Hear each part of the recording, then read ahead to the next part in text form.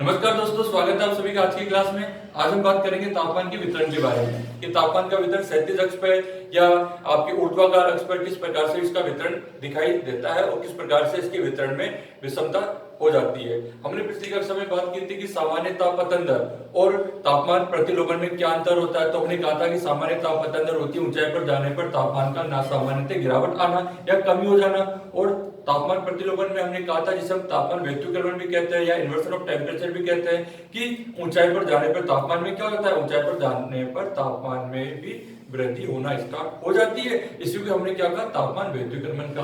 आज हम बात करेंगे तापमान के वितरण की क्षैतिज अक्ष के आधार पर। अब तापमान का वितरण जो क्षैतिज अक्ष के आधार पर होता है एज हॉरिजॉन्टल, और एक होता है वर्टिकल के आधार पर, और एक होता है आपका प्रादेशिक भी होता है, रीजनल के आधार पर भी होता है, और एक आपका टेम्पोरियल कालिक के आधार पर भी होता है। तो इनमें क्या अंतर होता है कि क्षैतिज अक्ष में तो क्या कहेंगे, क्षैतिज अक्ष में हम सामान्यतः क्या तापमान का जो वितरण है वो अक्षांश रेखाओं के आधार पर बताते हैं, और ऊर्ध्वाधर जो अक्ष होता है या जिसको हम देशांतरी आधार पर कहते हैं उसमें क्या होता है तापमान में कि जैसे जैसे ऊंचाई पर जाते हैं सामान्यतः तापमान यानी सामान्यतः तापमान में कमी आना स्टार्ट हो जाती है।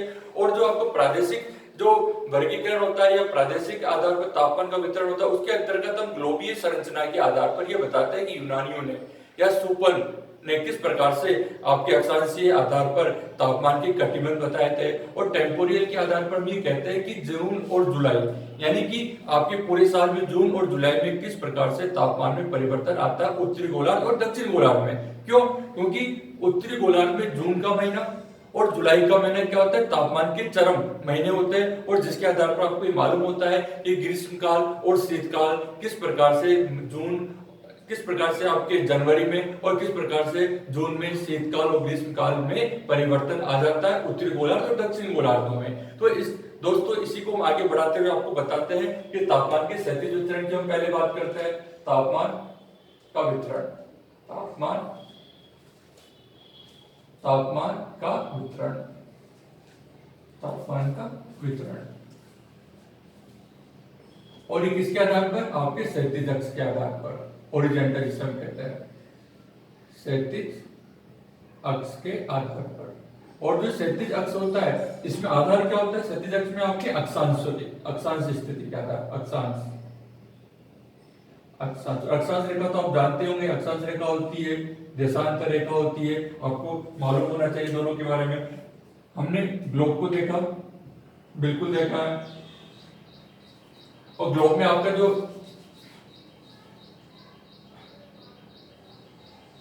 स्थिति होती है वो आपको अच्छे से मालूम होना चाहिए कि कौन सी रेखा कितने डिग्री की होती है, उसे किस नाम से जाना जाता है। कर्क रेखा 23 डिग्री हाफ नॉर्थ में होती है, ध्यान रखिए हमेशा। मकर रेखा 23 डिग्री हाफ साउथ में होती है, दक्षिण में होती है या उत्तर में होती है। आर्कटिक रेखा 66.5 डिग्री की, आर्कटिक ये आपकी हमेशा उत्तर में होती है, आर्कटिक महासागर के पास में, इस कारण से 66.5 डिग्री। साउथ ये आपकी कौन सी, अटलांटिक रेखा, अटलांटिक रेखा कह सकते हो या इसको व्रत भी कह सकते हो, आर्कटिक व्रत भी कह सकते हो। देखिए दोस्तों यहाँ पर ग्लोब है, और इसी को हमने यहां से देशांतर स्थिति के आधार पर थोड़ा सा विभाजित कर देते हैं। ये देखिए, यानी कि ये लाइन है अक्षांश,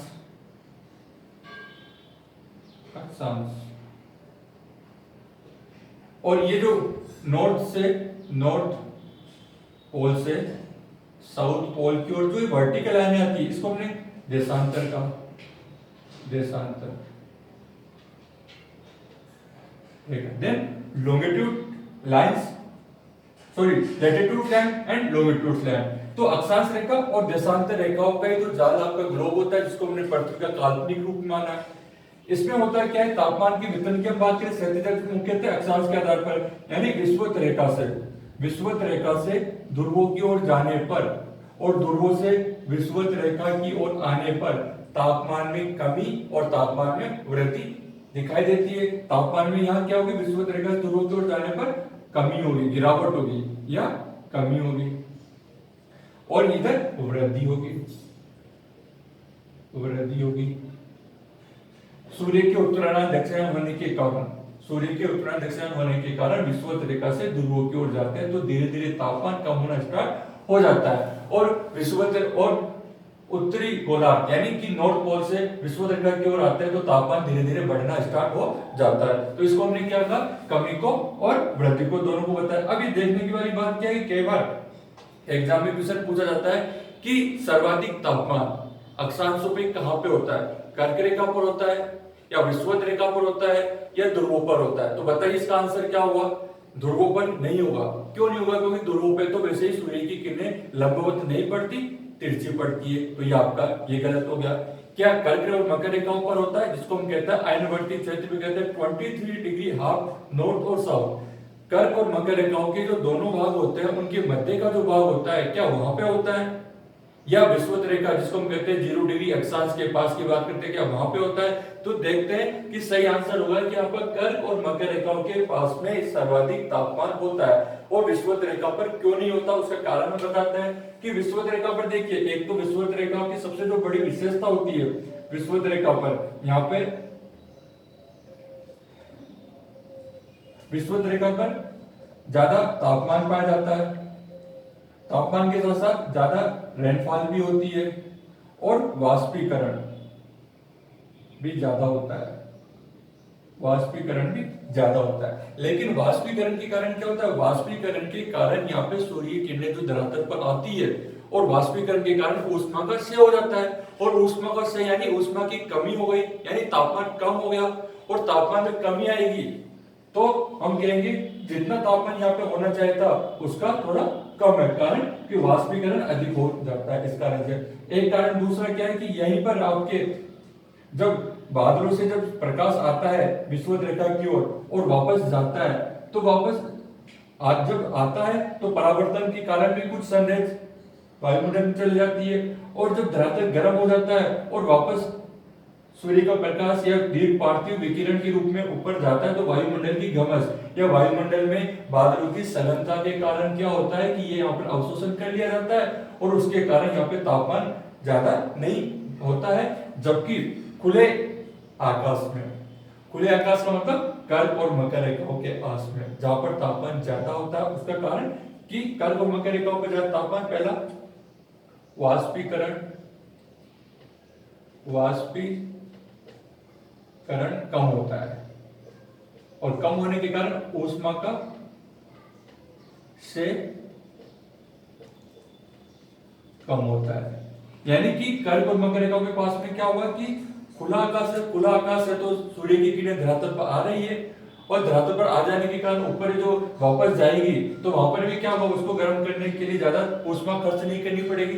इस कारण से क्या ऊष्मा का क्षय होता है। दूसरा, वायु का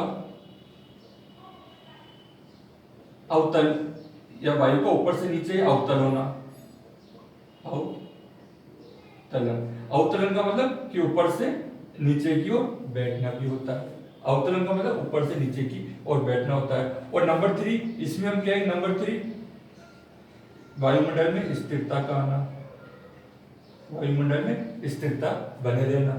अब वायुमंडल में स्थिरता रहेगी, क्यों रहेगी, क्योंकि वायु अवतलित हो रही है, यानी कि वायु ऊपर से नीचे की ओर आती है। क्यों कि आपके जो ये एरिया होता है और ये जो एरिया होता है जिसको हम कहते हैं 30 डिग्री उत्तर और 30 डिग्री दक्षिणी अक्षांशों में, जिसको हम कहते हैं सब ट्रॉपिकल एरिया होता है, उपोष्ण कटिबंधीय क्षेत्र होता है, यहाँ पे हाई प्रेशर पाया जाता है, यहाँ पर हाई प्रेशर पाया जाता है। लेकिन ऊपर से जो नीचे की ओर वायु आती है वो गर्म होने लग जाती है, लेकिन यहाँ पे तो क्या हाई प्रेशर है, तापमान ज्यादा है, और तापमान ज्यादा हो जाने के कारण क्या, जब नीचे गर्म ऊपर गर्म नीचे ठंडी होती है तो तापमान प्रतिलोमन होना स्टार्ट हो जाता है, अर्थात प्रतिलोमन यानी एंटी साइक्लोन स्थिति बन जाती है। प्रति चक्रवाती स्थिति हो जाने के कारण वायुमंडल में स्थिरता आ जाती है और वर्षा की संभावना बिल्कुल समाप्त हो जाती है और तापमान ज्यादा बढ़ने लग जाता है। किसके कंपेयर में, विषुवत रेखा के कंपेयर में। अब देखिए कि विषुवत रेखा की हम बात कर रहे थे और कर्क और मकर रेखा यानी आयनवर्ती क्षेत्र की बात कर रहे थे। तो विषुवत रेखा पर क्या होता है, आपका जो सनराइज होता है, जो सूर्य के जो प्रकाश पड़ता है वो कितने दिन पड़ेगा, वो यहाँ पड़ेगा 30 दिन, 6 डिग्री 6 नॉर्थ एंड साउथ, यानी 6 डिग्री उत्तरी और 6 डिग्री दक्षिणी अक्षांशों में कितना 30 दिन आपका सूर्य का प्रकाश आ रहा है। और जबकि कर्क और मकर रेखाओं पर, जिसको हमने कहा एनवर्तीय कर्क रेखाओं पर, यानी 17.5 north to 23 degree north and south, यानी 17.5 से लेकर 23.5 डिग्री नॉर्थ और साउथ में क्या हो रहा है, वहां पर आपका सूर्य का जो प्रकाश है वो कितना 85 डेज पड़ रहा है। तो संख्या देखिए, यहाँ पे तो केवल 30 दिन है, यहाँ पर कितना 85 डेज है। तो तापमान सामान्य कहां ज्यादा हुआ, कर्क और मकर रेखाओं के पास में हुआ। तो आपका जो क्वेश्चन था कि ग्लोब में सर्वाधिक तापमान या धरातल पर सर्वाधिक तापमान कर्क पे होगा, मकर पे होगा, कर्क या मकर रेखा पर होगा या विषुवत रेखा पर, तो सही आंसर क्या हो जाएगा, सही आंसर है कि कर्क और मकर रेखाओं पर होगा। क्यों होगा, उसके कारण आपको मैंने बता दिए कि वाष्पीकरण ज्यादा होता है, तापमान ज्यादा है, वाष्पीकरण ज्यादा हुआ, रेनफॉल ज्यादा होगा, तो क्या यहाँ पे तापमान इतना ज्यादा नहीं बन पाएगा। यहाँ पे वाष्पीकरण कम होता है, ऊष्मा का क्षय होता है, वायु का अवतरण होता है, अटलांट और वायु में स्थिरता आ जाती है। और एक क्वेश्चन और कि अधिकतर जो आपके मरुस्थल होता है, और मरुस्थल होने के पीछे कारण क्या होता है, यही कारण होता है वायु का अवतरण होना, वायु का सेट डाउन होना। क्यों, क्योंकि यहाँ पे इन्वर्सन टेम्परेचर जैसी कंडीशन इंक्रीज होने लग जाती है, तापमान प्रतिलोमन होना स्टार्ट हो जाता है, प्रति चक्रवाती दशा पैदा हो जाती है इस कारण से। और एक दूसरा कारण क्या होता है कि जो भूमध्य जो आपके ये पछुआ पवन है, वो पछुआ पवनों के कारण भी इस पे यहाँ पे प्रभाव पड़ना स्टार्ट हो जाता है। इस कारण से कर्क और मकर रेखा होता है, एनवर्ती क्षेत्रों में ज्यादा तापमान होता है। हम बात कर रहे थे कि तापमान के वितरण को क्षैतिज अक्ष के आधार पर बताते हैं मानचित्रों में। तो मानचित्रों में जो तापमान का वितरण होगा वो किसके द्वारा बताया जाएगा, वो आपके आइसोथर्म लाइन के द्वारा, समताप रेखाओं के द्वारा बताया जाता है। अभी समताप रेखाएं क्या होती है, एग्जाम में पूछा गया है कि समुद्र तल से समान ऊंचाई वाले तापमान को मिलाने वाली रेखा को क्या कहते हैं, तो उसका आंसर क्या है, समताप रेखा आइसोथर्म होती है। समुद्र तल से समान तापमान को या समुद्र तल से समान ऊंचाई वाले तापमान को मिलाने वाली रेखा क्या कहती है, आइसोथर्म में समताप रेखाएं होती है। और ये समताप रेखा क्या होती है, अक्षांशों के समानांतर ड्रॉ की जाती है पूर्व से पश्चिम की ओर, इस कारण से इसको अक्षांशीय रेखाओं के समानांतर खींचा जाता है। तो हम बताते हैं आपको समताप रेखाओं के बारे में। तो हम बात करें तापमान के वितरण में क्षैतिज अक्ष में, क्षैतिज अक्ष में मैंने बताया अक्षांश की बात की थी हमने, और अक्षांश के आधार पर हमने बताया था कि विषुवत रेखा से ध्रुवों की ओर जाने पर तापमान में धीरे धीरे गिरावट हो जाती है, और ध्रुवों से विषुवत रेखा की ओर जाने पर तापमान में धीरे धीरे वृद्धि हो जाती है। कर्क और मकर रेखाओं पर तापमान ज्यादा पाया जाता है विषुवत रेखा की तुलना में। और ध्रुवों के पास में क्या होता है, ध्रुवों के पास में एक तो सूर्य का प्रकाश तिरछा पड़ता है, दूसरा वहां पर क्या है, पूरा हिमाच्छादित क्षेत्र होता है, तो वहां पे क्या होता है, आपका सनरेज का क्या परावर्तन, रिफ्लेक्शन भी ज्यादा होता है, इस कारण से भी वहां पे तापमान कम बना रहता है। ये चैप्टर में हमने जब तापमान कम पढ़ रहे थे उसमें भी आपको बताया कि तापमान के वितरण को प्रभावित करने वाले कारकों में हमने इसका अध्ययन किया था। तो ये जो मानचित्र होता है, केवल फिर से पूछा जाता है मानचित्रों में तापमान के वितरण को किसके द्वारा बताया जाता है, तो जो मानचित्र तो आप जानते होंगे, जिसे आप एटलस कहते हैं, मानचित्र एटलस यानी पॉलिटिकल मैप होता है या आपका फिजिकल मैप होता है। तो मानचित्रों में क्वेश्चन आपसे पूछा जाता है कई बार, मानचित्रों में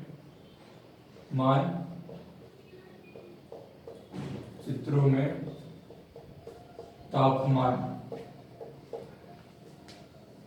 का वितरण बताते हैं, किसके द्वारा बताते हैं, तो आपको पता होना चाहिए समताप रेखाओं के द्वारा। समताप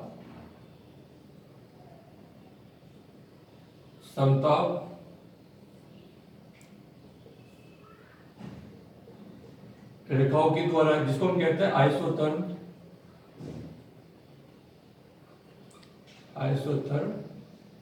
लाइन भी कहते हैं। अभी समताप रेखा सिंपल सी वर्ड है, समताप रेखा यानी आइसोथर्म। पहले देखिए, हमेशा अगर कुछ नहीं आता है आपको तो सबसे पहले उस वर्ड के ऊपर फोकस कीजिए कि उसमें लिखा क्या है, हो सकता है उससे आपका कुछ अर्थ निकल जाए। तो हम ये देखते हैं, सम यानी समान है, क्या समान है, यानी तापमान या ताप। तो सबसे पहली बात के सामने निकल गया है कि समय समान तापमान को बताएगी। तो इसकी परिभाषा क्या हो जाएगी, समुद्र तल से समान ऊंचाई वाले तापमान को मिलाने वाली समुद्र तल से समान ऊंचाई पर तापमान को मिलाने वाली जो रेखा होती है उसको हमने क्या कह दिया, उसको हमने समताप रेखा कह दिया। और जो समताप रेखाएं होती है ये अक्षांशों के समानांतर खींची जाती है। किसके समानांतर? अक्षांशों के समानांतर या समांतर पूर्व से पश्चिम, ये जरूर ध्यान रखिए, पूर्व से पश्चिम, पूर्व से पश्चिम में खींची जाती है। एक बात आपको ये हमेशा ध्यान होना चाहिए। दूसरा, समताप रेखाएं क्या बताती है? समताप रेखाएं किसी स्थान के तापमान को नहीं बताकर समुद्र तल के अनुमानित तापमान को बताती है। और समताप रेखाओं में क्या होता है? मुख्यतः ऊंचाई, ऊंचाई के ऊंचाई ऊंचाई ऊंचाई के प्रभाव, ऊंचाई के प्रभाव से मुक्त रखने। देखिए समझना क्या है, समताप रेखा ऊंचाई के प्रभाव से मुक्त रखने के लिए किसी स्थान के तापमान को समुद्र तल के तापमान के बराबर लाया जाता है। अर्थात ऊंचाई के प्रभाव से मुक्त रखने के लिए किसी स्थान के तापमान को घटाकर समुद्र तल के तापमान के बराबर दिखाया जाता है। और वो क्या करता है? वो समान ऊंचाई वाले तापमान को बताता है समुद्र तल की ऊंचाई से। तो ये क्या वास्तविक तापमान हुआ? नहीं, ये क्या हुआ? किसी स्थान के वास्तविक, किसी स्थान के वास्तविक तापमान को नहीं बताती, को नहीं बताती। तो फिर ये क्या बताती है? ये समुद्र के अनुमानित, समुद्र तल के अनुमानित तापमान को बताती है। अब इसमें विशेष क्या बात है? अगर ऐसी बात है किसी स्थान के वास्तविक तापमान को नहीं बताती, इस लाइन पे थोड़ा गौर करना। तो ये क्या, किसान जो आपके फार्मर होता है, जो कृषि करता है, उनके लिए तो क्या होता है? मानसून आधार होता है। और मानसून को देख के वो मालूम करते हैं कि कब बारिश होगी या कब आपका तापमान सही रहेगा। तो क्या किसी स्थान के तापमान को वास्तविकता नहीं बताती, इसलिए क्या ये किसानों या कृषक के लिए लाभदायक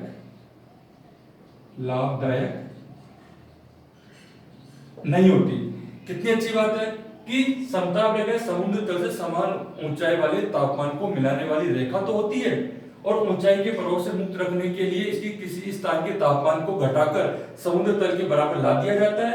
और वो क्या बताती है? समुद्र के अनुमानित तापमान को बताती है। इसलिए हम कहते हैं कि किसानों के लिए ये लाभकारी नहीं होती, क्योंकि किसानों को तो एक्चुअल जो टेम्परेचर होता है, वास्तविक जो तापमान होता है किसी स्थान का, उसके आधार पर उसको लाभ मिलता है। उसके आधार पर वो अपनी खेती या उसके आधार पर वो अपनी फसलों को बोना स्टार्ट करता है। तो ये तथ्य आपको बिल्कुल अच्छे से याद रहना चाहिए।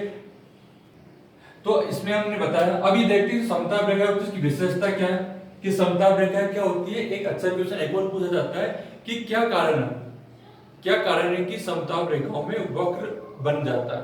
क्या कारण है कि समताप रेखाएं मुड़ जाती है? क्या कारण है कि समताप रेखाओं में मुड़ाव आ जाता है या उसमें डायवर्सन बन जाता है? उसका पीछे कारण क्या है? देखिए, आपके दो गोलार्ध होते हैं, एक होता है उत्तरी गोलार्ध, एक होता है दक्षिणी गोलार्ध। उत्तरी गोलार्ध में क्या, स्थल की प्रधानता और जल की प्रधानता, यानी स्थल भाग ज्यादा है और जल के साथ में है, ठीक है, यानी महाद्वीप और महासागर। जबकि दक्षिणी भाग में क्या है, सागर की प्रधानता, जलीय भाग ज्यादा है। इस कारण से क्या होता है कि समताप रेखाओं में स्थल और समुद्र या महाद्वीप या महासागरों के जैसे ही आसपास ये आती है, तो ये क्या करती है, ये अपने अंदर एक चेंज कर लेती है, उसके अंदर क्या मुड़ाव आ जाता है, ये समताप रेखा मुड़ जाती है। तो कई बार पूछा जाता है कि समताप रेखाओं में मुड़ाव आने का कारण क्या है? सिंपल सी बात है, जल और स्थल के अंतर के कारण या जल और स्थल के स्वभाव के कारण। क्यों? क्योंकि आपका जल होता है और जो आपका स्थल होता है वो टेम्परेचर को ऑब्जर्व करने में जो टाइम लेता है वो जल की तुलना में जल्दी गर्म होता है और जल देरी से गर्म होता है। तो जो आपका स्तर भाग होता है वहां पे ऊष्मा जल्दी निकलेगी, जबकि जलीय भाग में देरी से निकलेगी। आपको हमने संचलन जो चैप्टर था उसमें भी हमने बताया था कि तापमान के वितरण जब हम पढ़ रहे थे, तो हम देखते हैं कि समताप रेखा क्या है। समताप रेखाओं में जब समताप रेखा है दूर दूर होगी, जब समताप रेखा है एक तो होती है पास पास पास पास, ठीक है दोस्तों, और समताप रेखा जब होती है दूर दूर। तो ये जो पास पास होगी, तो पास पास होने का मतलब हो गया ताप अधिक, ताप अधिक होगा। और समताप रेखा जब दूर दूर होगी तो आपका ताप कम होगा, और ताप अधिक होगा तो ताप प्रवणता भी ज्यादा होगी। और यहां पे दूर दूर होगी तो ताप प्रवणता भी कम होगी। और ये स्थिति मुख्यतः कहां, ये स्थिति आपके ज्यादा उत्तरी गोलार्ध में होगी, उत्तरी गोलार्ध में। ये स्थिति आपकी होगी दक्षिणी गोलार्ध में होगी। तो कितनी अच्छी बात है कि समताप रेखाओं में क्या, जब समताप रेखा पास पास होती है तो क्या फर्क पड़ेगा, समताप रेखा पास पास होगी तापमान ज्यादा होगा, तापमान ज्यादा होगा तो ताप प्रवणता भी ज्यादा होगी, क्योंकि पास पास होने पर ये क्या बताती है कि ताप जहां पर ज्यादा होगा वहां पे आयतन पास पास होगी, और मुख्यतः उत्तरी गोलार्ध में होगी। क्यों, क्योंकि हमने कहा था कि स्थल और जल की प्रधानता स्तर भागों में या उत्तरी गोलार्ध में। और ये जो स्थिति दूर दूर ताप कम होगा, ताप प्रवणता भी कम होगी, मुख्यतः दक्षिण गोलार्ध में। क्यों, क्योंकि जलाधिक्य जलाधिक्य जलाधिक्य भी कह सकते हैं, या स्तर और जल के नेचर को भी हम कह सकते हैं। इसके साथ साथ हम यहाँ पे देखना चाहेंगे ग्रीष्मकाल, ग्रीष्मकाल और शीतकाल, यानी शीतकाल, ये स्थल और ये आपका जल, ये हम कह सकते हैं महाद्वीप, महाद्वीप, और इसको हम कह सकते हैं महासागर, महासागर। अब देखिए जो ग्रीष्मकाल या शीतकाल की हम बात कर रहे हैं, तो जो उत्तरी गोलार्ध होता है, उत्तरी गोलार्ध में जनवरी का महीना और जुलाई का महीना होता है। ये क्या होता है, ये महीने जनवरी और जुलाई क्या होता है कि तापमान की चरम सीमा के महीने होते हैं, यानी जनवरी में शीतल यानी ग्रीष्मकाल नहीं होकर शीतकाल ज्यादा होता है, और जुलाई में क्या होगा, ग्रीष्मकाल ज्यादा होता है। तो इस आधार पर हमने कहा कि जब समताप रेखा होती है ग्रीष्मकाल में, जब स्थल तो क्या होगा, ग्रीष्मकाल में स्थल ज्यादा क्या होगा, ग्रीष्मकाल में स्थल ज्यादा गर्म होगा, और जबकि क्या होगा, ये आपका अधिक ठंडा होगा। ये तो आपको पता ही है कि उत्तरी गोलार्ध में जब ग्रीष्मकाल में स्तर भाग जल्दी गर्म हो जाते हैं और जलीय भाग अधिक ठंडे होते हैं। कारण आपको पता लगा था कि स्तर भाग में ज्यादा ऊष्मा का संचार है, तापमान ज्यादा, यहाँ पे ज्यादा गहराई तक तापमान, यहाँ ज्यादा गहराई तक जल के भाग में ऊष्मा जाती है, इससे तापमान बढ़ता है। तो इसमें हम क्या है, यानी कि जो ग्रीष्मकाल में जो आपका स्तर और जल था, तो समताप रेखा क्या होती है, समताप रेखा ग्रीष्मकाल में स्थल से सागर की ओर जाने पर, स्थल से सागर की ओर जाने पर किधर मुड़ जाएगी, ये आपकी मुड़ जाएगी विषुवत रेखा की ओर, किधर, विषुवत रेखा की ओर। तो ध्यान रखना कि ग्रीष्मकाल में स्थल से जल की ओर जाने वाली समताप रेखाएं स्थल भाग पे क्या करती है, विषुवत रेखा की ओर मुड़ जाती है। और यदि ये शीतकाल में होगा, यदि शीतकाल में होगा तो इसका और क्या रहेगा, क्या होगा कि शीतकाल में विषुवत रेखा किधर चल जाएगी, स्थल भाग की ओर चल जाएगी, यानी ध्रुवों की ओर चल जाएगी। तो हमने ये कहा कि ग्रीष्मकाल में तो क्या होता है, ग्रीष्मकाल में आपकी समताप रेखाएं विषुवत रेखा की ओर मुड़ जाती है, और शीतकाल में आपकी समताप रेखाएं ध्रुवों की ओर मुड़ जाती है। तो ये आपको ध्यान होना चाहिए। और एक चीज ये भी ध्यान होना चाहिए कि समताप रेखाओं में जो उत्तरी गोलार्ध होता है, दक्षिणी गोलार्ध में समताप रेखाएं, तो जैसे जैसे हम जल से स्थल की ओर जाते हैं तो समताप रेखाओं में अचानक मोड़ आ जाता है। उसका कारण जल और स्थल के स्वभाव में अंतर आ जाना, ये क्या कहलाता है? समताप रेखाओं का वक्र के रूप में समताप रेखाओं का मुड़ जाना होता है। तो ठीक है दोस्तों, हमने बताया कि समताप रेखा किस प्रकार से, समताप रेखाओं की क्या विशेषता होती है, समताप रेखाएं किसे कहते हैं, समताप रेखाएं कहाँ पर ड्रॉ की जाती है, पास पास होती है तो क्या इंपैक्ट होता है, दूर दूर होती है तो क्या इंपैक्ट होता है। तो इस प्रकार के क्वेश्चन एग्जाम में आपके पूछे जाते हैं। तो हम अगले चैप्टर में बताएंगे कि समताप रेखाओं के साथ साथ ये बताएंगे कि देशांतरीय वितरण और आपका टेम्पोरियल वितरण, उसके दोनों के बारे में हम चर्चा करेंगे। थैंक यू दोस्तों, ज्यादा से ज्यादा वीडियो को शेयर कीजिए, लाइक कीजिए, सब्सक्राइब कीजिए। Thank you.